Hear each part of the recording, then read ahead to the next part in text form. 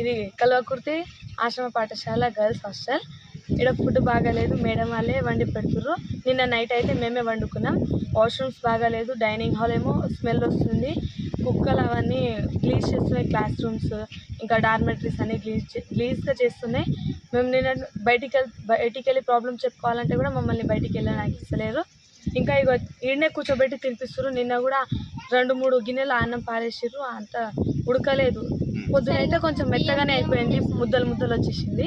అయినా మేము అన్నం తినేసినాం, కానీ మెమోలు ఉన్నట్టు ఏం పెడతలేదు.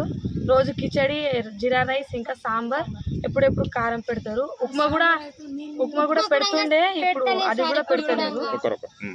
అయితే డైనింగ్ హాల్ కూడా ఈ వీక్ లో అయితే నిన్న ఎగ్స్ ఇచ్చిర్రు.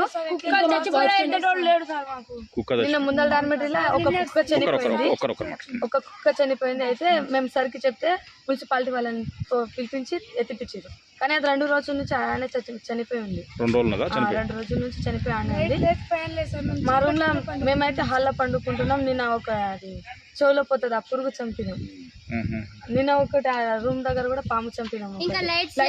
పెద్ద లైట్ వేపియండి అంటే అటు నుంచి రావాలి అని చెప్పేస్తున్నాం. ఈ రోజు అయితే మేము చాలా మంది స్నానమే చేయలేదు. అందరు వాటర్ ప్రాబ్లం ఉంది. బోర్ నిన్ననే వేపించారు, కానీ సార్ ఇంకా వాటర్ మోసుకొని పోతాం సార్, లోపల నుంచి తీయాలి. వాచ్మెన్ కూడా లేదు. వాచ్మెన్ ఉంటుంది, కానీ అది ఎప్పుడు